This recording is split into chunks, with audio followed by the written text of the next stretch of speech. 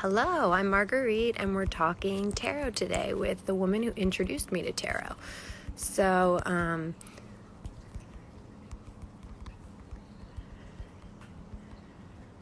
gonna pin this comment. Okay, great. And here is Jen. Just pinning this comment, and then awesome. And then I'll put this up here.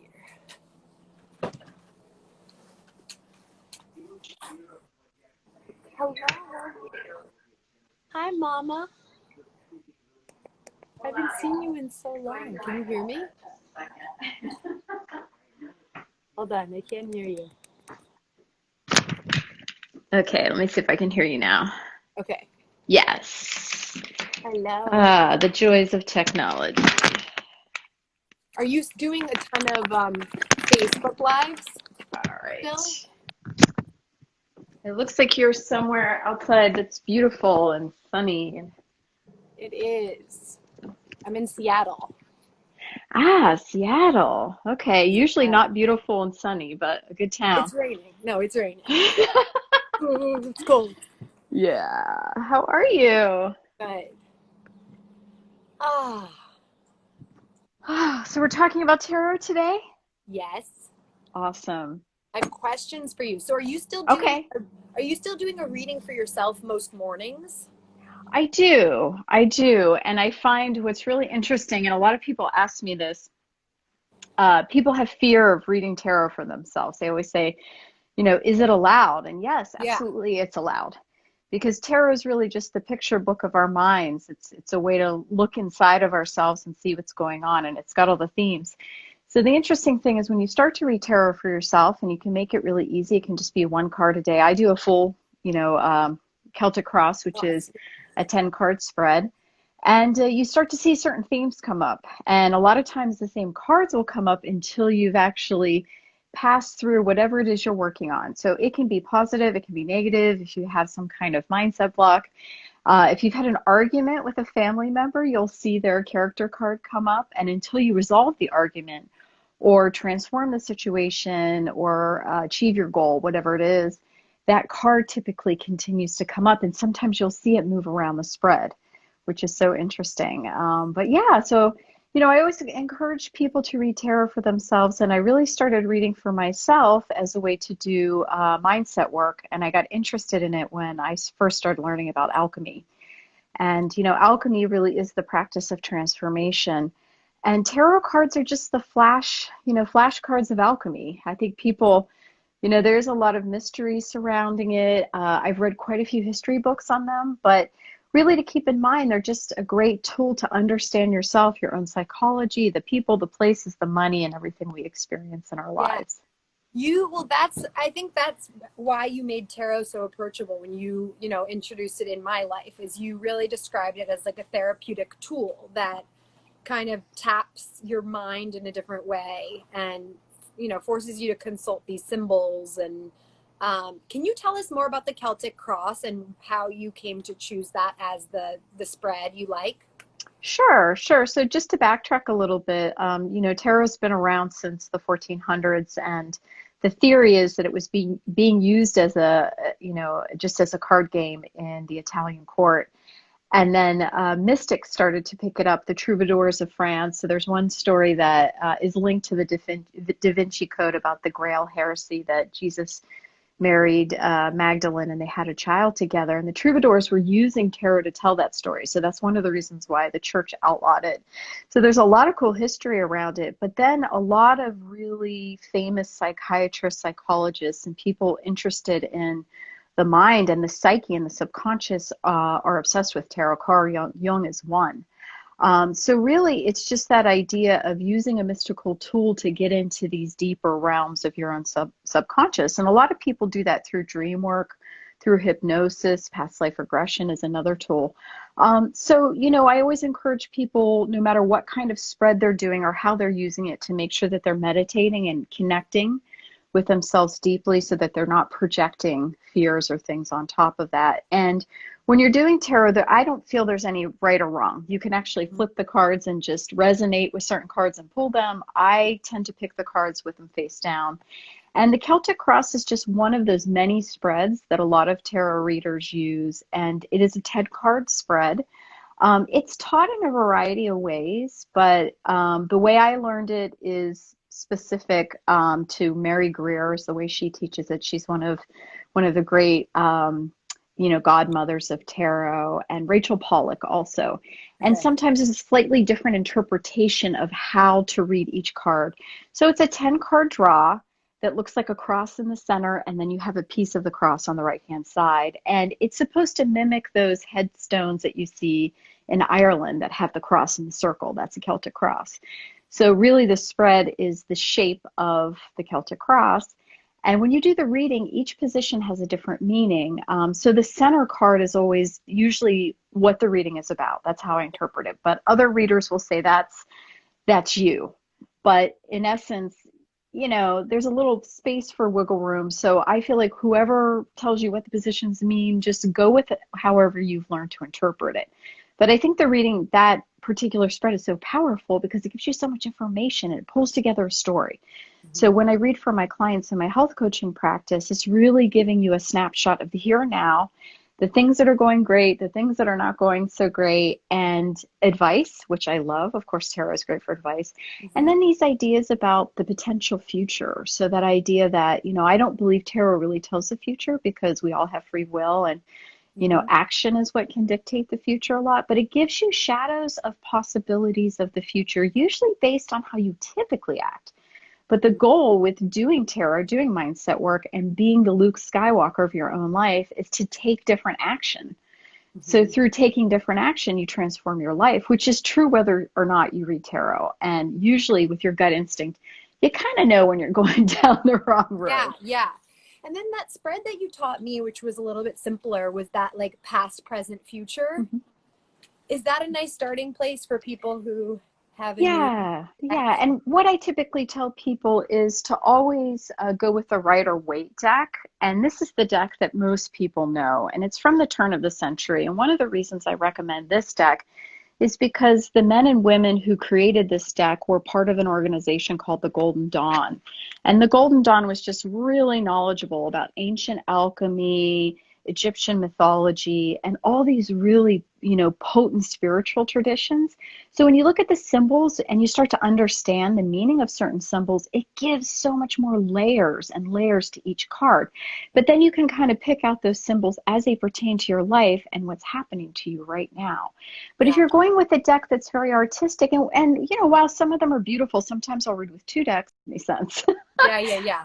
But the near, You told me an interesting story about the Rider-Waite deck. I remember you said, or this is what I recall you saying, to not use that little booklet that's in there. And I think it was like some crazy story. Like you were like someone with that knife point. So I always have told people since, like, don't read that. It's like, yeah. So that little booklet that comes with the Rider-Waite deck, hey, Eloise, hey, nice to see you, is actually just the language in it is really very symbolic. So the whole theory behind this deck is they actually had an alchemist who was part of the organization who left, who has kind of dark energy, and he created his own deck. So a lot of times with spiritual traditions, if they're teaching people these ways of going deeper in yourself so you can manifest things, they don't want bad people getting a hold of it. So a lot of times when they're sharing this spiritual technology, everything will be done in riddles. So unfortunately, that little booklet that was originally published with the deck is a riddle in and of itself. If you're a very advanced tarot card reader, you're going to understand it. But for beginners, it's as mysterious as some of the symbols in the cards. And I think of some of the cards. Let me see if I can pull it. I only have one hand here. Like the Temperance card, for example. And a lot of people kind of get temperance, but they don't get the full thing. But, we have Gabriel, who's the healing angel in this. So there's just like so much. And then the little symbol on his forehead is gold. So that idea of like achieving a certain level of perfection through restraint. So when you get over your bad habits, your life is golden. But, you know, a lot of these things aren't always shared in that little booklet. It's done in riddles too because of the fear of it getting into the wrong hands. But now we don't have to Yeah. worry about that so much anymore.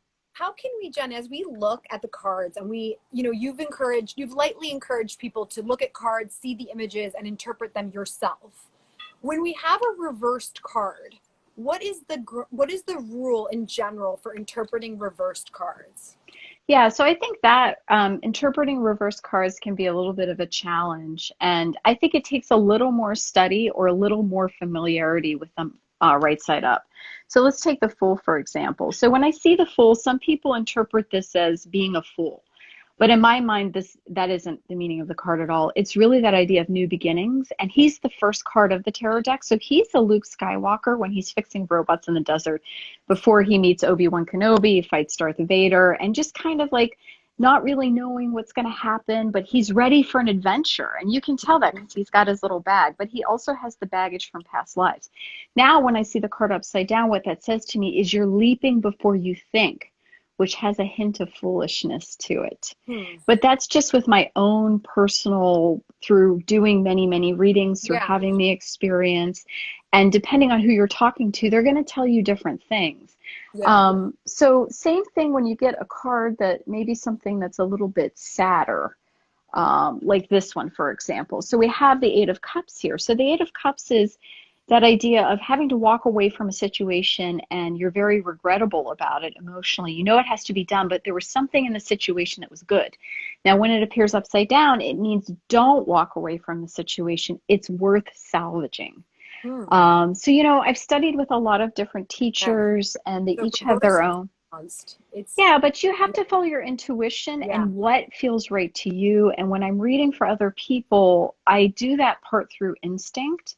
But I also see how it is next to other cards. If it's with a lover, and then we have the devil card, and the devil card is addiction, and I'm like, uh-oh, this was either an addictive love or maybe the love had a drinking problem. And then this card shows up and it's right side up. I'm like, you got to get out of there. But if it's the other way around, it's like, okay, you know, you're holding on for some reason, but are you going to leave or are you going to stay? So it's kind of interesting how you want to interpret things when you're actually in the moment. Yeah.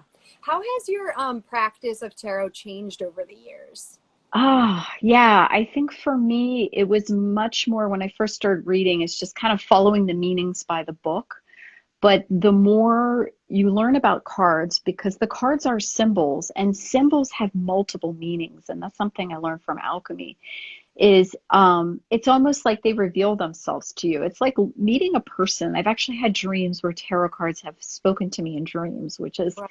yeah, really wild, and have also showed me their other meanings. So, you know, what ends up happening is when you start to really go deeper into the card, and there's 78 of them. So in the beginning, it can feel challenging to remember all the meanings. But once you go deeper, it's not a question of memorization or sticking by the one meaning. It's about seeing the nuances. And it's also about seeing the connection between cards because really it's all about what is happening in the here and now. What's the story? Because really it's the flashcards of the human experience. And our experience are stories that we tell ourselves or stories that we create through our actions and interactions with others.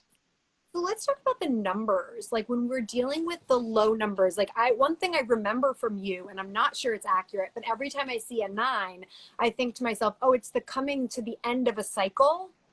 So can you tell us a little bit about like what themes go on with the numbers?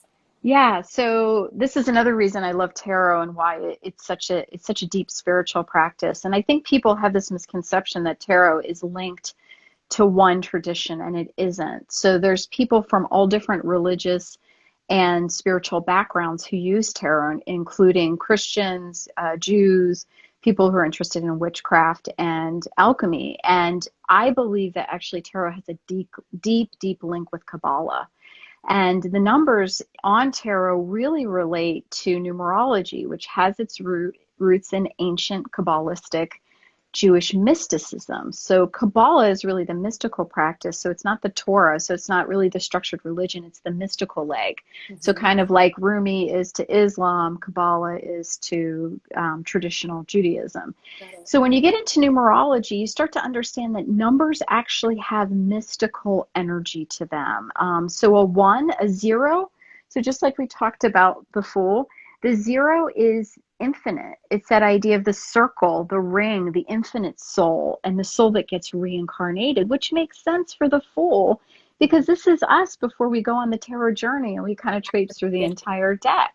So it's that idea of being nothing and everything and the idea of completeness, but also the idea of reincarnation. And that's what the Ouroboros is, the snake that bites his tail. And that's a big alchemy symbol.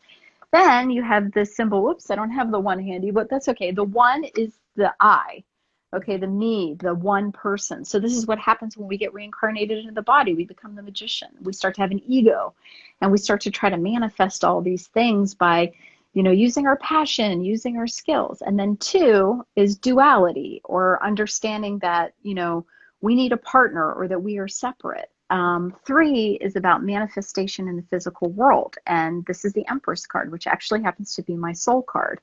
So you can actually calculate through numerology your soul, personality, and your hidden factor, which is your sabotaging cards, which so is really interesting. So I'm going to do that for you. Yeah. We haven't done that. So Well, the 3 is, the Empress is the card that I get the most often. that's good, because the Empress is all about abundance and being creative and creating things in your life. But she's also the motherhood card. She's Aphrodite. So you can see she looks kind of pregnant in this. So she is, and you see the Aphrodite symbol here, but 3 is also that idea of just bringing thoughts and feelings, right brain, left brain, bringing them together and making something a reality by speaking, bringing it into the physical world. So, I mean, you could talk forever about just the numerological aspects, but the numbers on the card will give you a hint to the characters too. So when you start to study numerology, and it's the same thing with the colors, that's a whole nother level. Red is passion and yellow is optimism, but everything in these cards have meaning. I feel more aware of the numbers when it comes to the minor arcana. I actually only recently even noticed that the major arcana was numbered at all. So how Yeah, does well, numerology work in the minor arcana? it works the same way, but the difference between the major and minor arcana, so we're talking about the 2 parts of the deck. So tarot is larger than a deck of cards. It's 78 cards. And the first part is those very highly colored cards that have more pictorial stuff going on. And they have Roman numerals.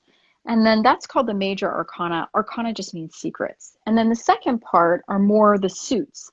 The aces, you've got the hearts, the clubs, the spades, the diamonds, and you have the 4 suits in tarot as well. So they're not as decorated, and they also have numbers. So this happens to be the page, which is, I don't know, what do they call in a regular deck, the knave. So what's interesting about the 4 suits is they relate to different aspects of our lives. Hearts is cups, that's emotion. Wands is our passion or our sexuality. Pentacles is our possessions or our physical body, and swords is our intellect.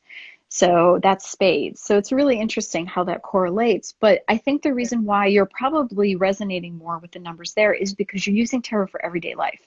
So when you use tarot for everyday life, you're trying to get to specific goals. So you notice the numbers right away. And the numbers give you an idea of how you master certain things.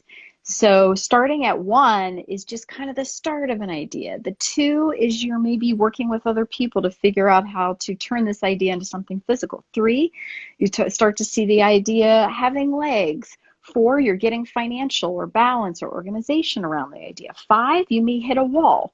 Maybe you have to get a permit to do this job, or maybe you have to get additional training. 6, you have another breakthrough. 7, you're starting to see that this project has some real spiritual meaning for you, and so on and so forth, until you get to 10. And 10 is the final outcome. And then when you go through, 1 through 10 in all those different decks, it's a progression of your feelings, your passion, your possessions, and your thoughts. Mm-hmm. So when you have a thought about something, you can kind of see how it shifts and changes as you get higher up in the deck, going from 1 to 10. So as you have a more sophisticated experience with that particular suit. So this is what I wanted to be the bulk of our conversation, is the suits. Okay. And I know they are so they have such multitude of meanings. And I know that in asking you these questions, I'm getting your take and we're getting your take on them, but that's a take that I really value. And I think others, you know, can value as well. So can we talk about cups? So cups I know as feelings, emotions, intuitions, creativity, relationship with yourself and with others. So this is how the cups look in the, Yeah. So the easiest way to think about cups is, and if you know any kind of spiritual tradition at all, it doesn't matter where it comes from. Water is always a symbol for feelings. So that's a really easy way to remember this suit is that water. And it's kind of like that idea too. The cup is like your heart. It's a vessel that holds the feelings, holds the water. So, you know, water, that idea of water being emotions. And if you're a water sign in the zodiac, you'll totally relate to this. I'm Cancer. So Cancer, Scorpio, Pisces, we're the feelers of the zodiac. So that's the easiest way to remember. So whenever you see cups, it's always matters of the heart, but also matters of the heart as they relate to whatever's happening in the card. So this is about your relationship. The two is about partnership and about duality. So this is about your love partnership. But if this card comes up in a business reading, this is about your relationship with your business partner. And if this shows up in a business reading, it's really good because it means that you really get along well with your business partner and you love and respect and support each other. Got it. So that's how that card can be different. It doesn't always have to be romantic love, and it isn't because we're so multifaceted. It isn't always about romantic love. Would you ever interpret that card as someone's relationship to his or her business rather than to another human? Is that Yeah, also absolutely. something? Absolutely.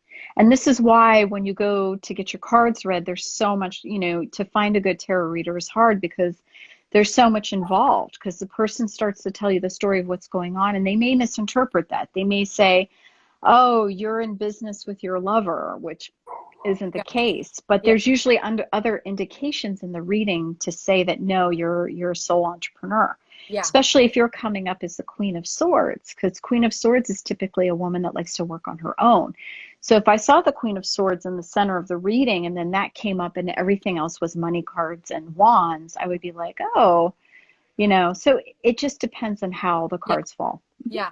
But primarily cups are a relationship to yourself and other human beings more than other entities. Would you say that's right? Not always. If you're doing Okay. a reading for your pet, you know, or you're doing a reading about, you know, going and getting, you know, additional training. So this is about your work and the idea that you love education. It's the suit of love. Okay. That's really the easiest way to Yeah. distill it down. Right. You love. Amazing. And then Yeah. pentacles. So I know pentacles is finances, work, material possessions, career, financial wealth. Yeah. So let's see Yeah. how they So look here. Yeah, so Pentacles, the easiest way to remember Pentacles is really that it's Earth energy, and you can tell they're little circles. So if you think of planet Earth, that's the easiest. And, you know, the Pentacle is one of those very, very misunderstood symbols because, you know, they're like, it's a Satan symbol, blah, blah, blah. But it's actually a symbol of the physical and being tied to the earth. So it's about our physical possessions. So it is about finance. But sometimes Pentacles can be our physical bodies because this is the greatest physical possession that we own. And the interesting thing about the Pentacle suit as you go through, I'm showing you the Three of Pentacles because this is mine and my husband's card, is sometimes they can be spiritual too. So this is a card that of people that earn their money with others in a spiritual way. So you see the church with the monk, but it's about two people partnering together and working with a third group. So we work with a lot of doctors and healers to help get their message out about their healing skills. And we earn our money in a spiritual manner. But this card also means harmony.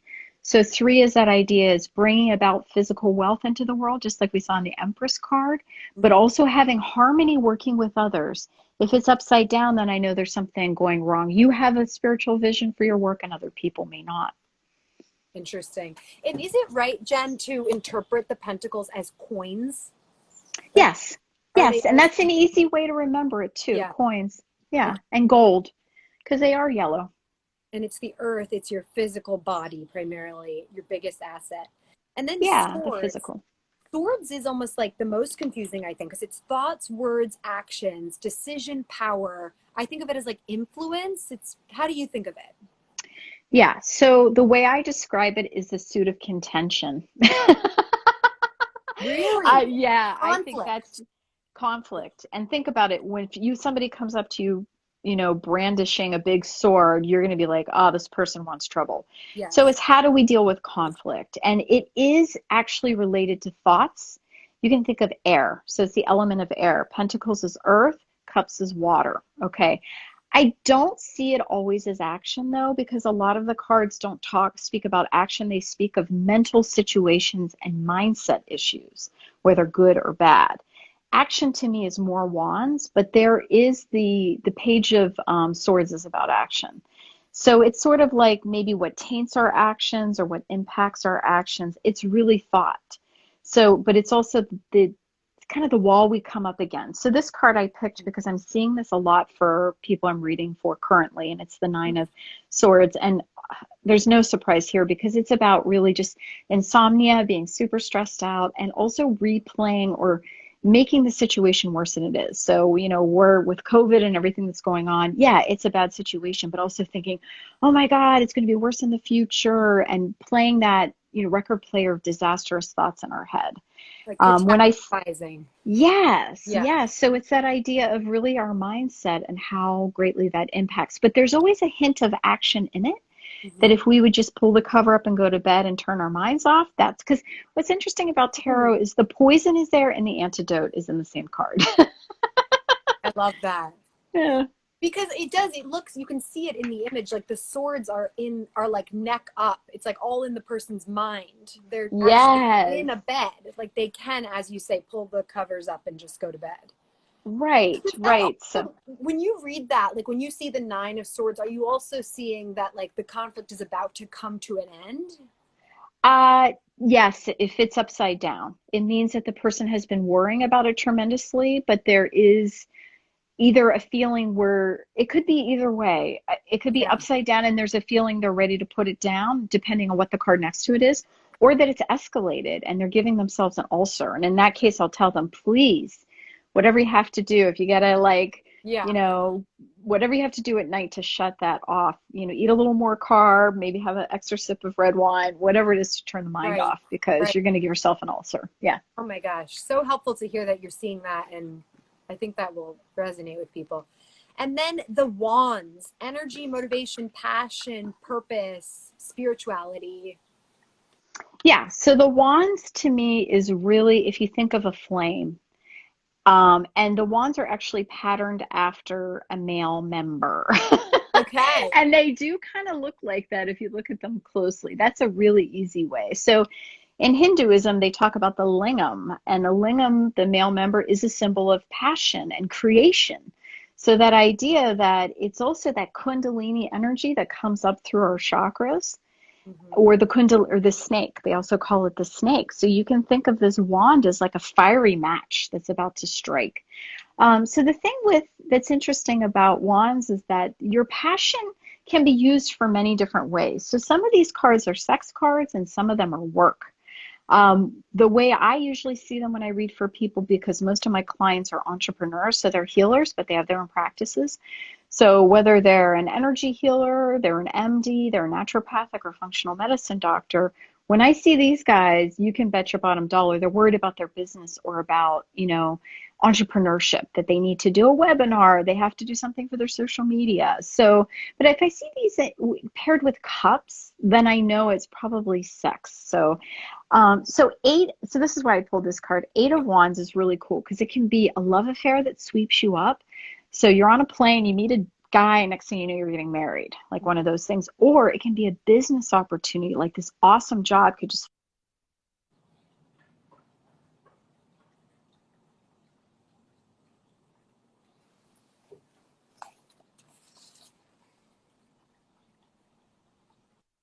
I lost you there. Sorry. Back, yeah. No, it might be my end. So we were talking about Eight of Wands. Where did I leave off? Yeah. It could be Um, a business opportunity. yeah, that could just fall in your lap, but it's something that you get swept up in. So a lot of times when I see wands, it's really about entrepreneurship. So the Three of Wands is basically a business that you crafted in some way, and now it's starting to come to fruition. So that you've made the important, you've come up with the idea, you're passionate about it, you're creative, you partnered with someone or you got the funding, and then 3 shows that you have your first sale or first client. So Yeah. let's say you're starting a health coaching business and you went, you got the education, you got the LLC, and now you have your first client. That's the 3 of Wands. Cool. Amazing. Of the major arcana, which cards are most misunderstood? Oh, yeah. Okay, I have to try to now find them in my big Because I remember you my used to big talk mess to of me it. about death, like death not being, necessarily anything, Yeah. but that is like Yes. very misunderstood. Yeah, so the death card is really interesting, and some of these cards that are deeper, richer in symbolism, you have to build, you have to get to know them longer to really understand them and do a little research on the death card. So sorry, I'm losing you. So the death card Yeah. is really that idea of transition, and it's the death of the old life. I've only had it mean death in one case, where the actual client said, I had a family member who passed. And Hmm. she identified it as that. But I always identify it as usually something that you need to get rid of, that you have to shed. So I think of it like a snake shedding its skin to go on. But because in tarot is linked to the very mystical tradition of Kabbalah, which believes in reincarnation, there is no real death. That's why the death card is never death, because death doesn't exist in reincarnation. It's just a shedding of a body or a shedding of a situation or a personal relationship that isn't serving you. The black and white is the yin and yang that we go through. And the story of the guy on the horse actually harkens back to the Knights Templar. So that would be a whole nother conversation, but Yeah. there's an interesting link between some of these themes like the Knights Templar, and they were a group who really beautifully protected ancient artifacts and things from Egypt, and they were practicing alchemy, and they were persecuted by the King of France, and they were killed Tony Soprano style. So the King of France wanted them to donate money, and they said no, because they had a huge lending practice. They were bankers, and they would help to usher people over to the Holy Land. That's how they got their start, and they started inheriting lands in the medieval ages. So on Friday the 13th, King Philip had them done away with. So that's why you see there's a king down in the bottom and the Pope. So, the theory was the Pope and the King of France were in cahoots, and they came after. So, there's a lot of symbolism in these Yes. cards. I mean, you could make your own, Da Vinci Code with this. Yes. Yes. The Yes. devil is another card that's really misunderstood. So the devil has a pentacle up here, which is scary for people. But what the pentacle is really just earthly things. Earth religions being tied to the earth, being tied to sensual pleasures. So you see the 2 people down there are chained. So when the devil card comes up, it's about overindulging, addiction, and being too attached to physical things, too attached. So there has to be a balance. Now, those 2 people chained down there, they could have, kind of an obsessive physical connection, but there's no love. There Hmm. could be an obsession with booze. You see her tail is like a little grapes. Yeah. But the devil can also be oppression or the negative way we speak to ourselves. So it's taking kind of earthly things a little bit too far. And then the other card, I might not be able to find it here quickly enough, is Okay. the moon card. Okay. So Yeah. the moon card is really interesting. And I feel like I really only understood the moon card once I started doing lucid dreaming. And lucid dreaming is when you're awake and you're having a dream. So you're completely conscious that you're having a dream. But the moon card is really about us looking into our own subconscious. And that's why it's got this little lobster thing, because the waters are subconscious, and going into the water, into the depths of our subconscious, we find some hidden things. Sometimes they're scary, sometimes they're just little lobsters. There's a dog and a wolf. The dog and the wolf is the spirit and the soul from alchemy. So Hmm. the idea from the alchemist is there's part of our spiritual selves that's more wild and nature-like. So if you think of like the wild shamanic energy, that's wolf.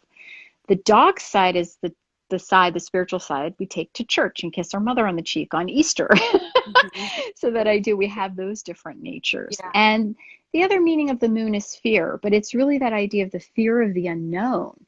So that we don't know what's in our own subconscious, because our subconscious is so deep, like deep water. So when this comes up, sometimes I identify it as fear, but I also get excited when I see it next to spiritual cards like death or like the hangman, because it means that you're going deeper into your own psyche. to look for truths and for transformation. So it's good, and it does feel scary when you do really deep spiritual work.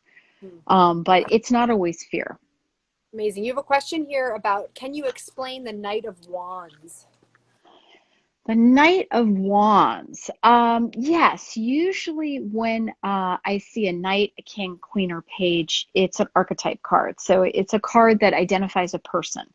So if you're identifying with the Knight of Wands has certain characters. You can think of him as a Leo man. So if you know anything about Leo in the zodiac, he's very warm, funny, gregarious, good looking, likes to go to parties, usually works in some kind of business where he works as a manager, but he does have quite a hot temper. He can be brash, he can brag a little bit, and he can also rush into situations. So each one of these court cards has certain personalities. So I'm the Queen of Cups, Queen of Hearts, and Queen of Wands. So, that's what I find. If it's not a person and I see it in a deck, it's usually that you may be rushing into a situation too quickly, or maybe you're not putting enough physical oomph into a situation, and you do need to rush in and be hasty and get something done quickly. Amazing. Aside from the Rider Waite, can you recommend a couple decks that you have found value in? I like the Moonchild deck. I love her art. Danielle Noel, like all of her, she has two different decks, Star Child and Moonchild, and I love them both. And oftentimes what I'll do is if I'm really, oh, Sierra, hey Sierra, good to see you. Oftentimes when you want to go deeper into the study of a particular card, it's always good to pull that card from different decks and get different artist interpretations. But when I'm reading professionally, I always use a Rider Waite because I really want those deeper symbols. Because sometimes when I'm looking at a card, one symbol will literally jump out, and that's the particular thing that the person is dealing with at that moment. And I'll say, see this butterfly in this card, this means, and that is the thing that really strikes a chord. So, I always go back to the Rider Waite. If we don't have physical decks with us, is there any internet app that you like that generates a card for you that you can recommend?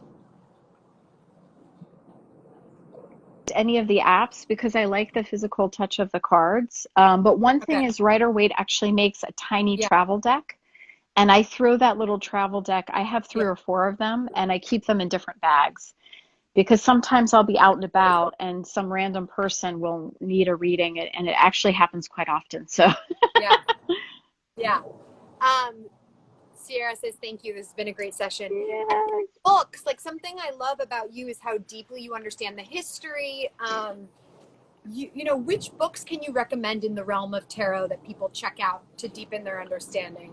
Yeah, the 2 authors who I love best are Rachel Pollack, and she actually teaches advanced tarot courses. I haven't been able to get to her classes, but I do want to. She teaches in Rhinebeck, upstate New York.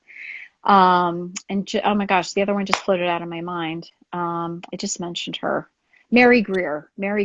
So Rachel Pollack goes way deep on the link between tarot and Judaism and Kabbalah. She talks about numerology.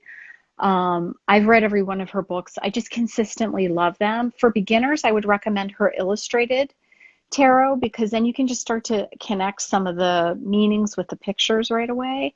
And then Mary Greer is really great for spreads. She does a book called Reading Tarot for Yourself that's amazing. She does a whole book just about upside down meanings. I love all of her books. She does a more advanced book called Tarot Constellations, where you can learn your personality card, your soul card, and your sabotaging cards or your hidden factor cards. And she talks about these constellations based on our date of birth so that you fall into these certain constellations. And the interesting thing is mine and my husband, we have exactly the same 3 cards. And we have totally different birthdays. Yeah. But his sabotaging cards are not mine. But our soul card is the same. His personality card is different than mine. But it's the same 3 cards, and they're just mixed in a different fashion. Amazing. And then lastly, how can people work with you? Are you doing virtual readings? How do they go? How long are they? Yeah, so my practice is 100% virtual. I have done readings in person, but obviously now with the constraints. But most of my clients were virtual before COVID. So the way it works is it's a blend of tarot, meditation, and health coaching. I do one-off readings. So my website's Body and Soul Alchemy, and I also give a free consultation to really walk you through the process. Mm-hmm. But essentially the process is, we chat a little bit first. I ask you about your experience with tarot, and then when we meet online, I use Zoom. We do a meditation first, we connect, and then I read without asking you any questions about the situation. So it's kind of, it can be a little surprising, but people really resonate with it. And then after, we actually talk about strategies for you to get the outcome that you want. So it's more than a tarot reading. It's really about, how do I take what is happening now, make sense of it, get the healing I need, and then make a strategic, decisions around it. And then for my monthly clients, that's the most popular package. It's really ongoing themes. And sometimes those themes are, oh, I want to eat better, but the devil card's coming up for me, or, I'm having this issue at work, or I have this contention with this person. And we just really keep a record of all the readings and just continue the monthly coaching. So it's very similar to as if you have a gym membership, only it's a tarot monthly membership. And we spend the hour either reading tarot or working on other areas of your health. Amazing. And it's good to know for anybody watching now or later that Jen has done every single tarot card on her YouTube channel. I actually hadn't realized that you'd done every one, but it makes sense. So you can have it. And how long are the videos on average per card? Yeah, they're about 2 to 3 minutes. So I do the right side meaning and the downside. Obviously, I don't go into a ton of detail because, there's so many layers. Yeah. The YouTube channel is just there for you as a resource so you can start reading for yourself. And, Yes. and instead of having to, because I noticed a lot of times when I was first learning to read, I would check different sites and they would say two totally different things. Yeah. So I found that it was very, very confusing. So I wanted just to create a resource for people that really kind of, is the crib sheet or the, the idiot's guide to the basic meanings of tarot. Yes. Amazing. And then I know that you had Superfood Alchemy come out. Was that 2019? Yes. I can't believe it's been that long already. Yeah. And are you working on any other cookbooks now or alchemy projects? I'm not, but people keep asking me that. So I feel like there is, I guess I should do a tarot reading tomorrow and find out.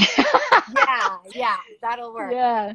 Yes. Yeah, but no, I am interested in doing a book on tarot. I just I have to think about what my unique perspective, because I think where my real gift is the dealing with emotions and mindset blocks. So I would want it to be something around there. Yeah. Well, thank you so much for taking the time to do this. Yes, absolutely. Yeah, thanks. It's nice to see you. And anyone watching now or later, DM Jen or email her at her website, and give us your website one more time so people know. Oh, it's bodyandsoulalchemy.com. Bodyandsoulalchemy.com. Amazing. Thank you so much. So great to see you, dear. Thanks for connecting. Bye. Thank you.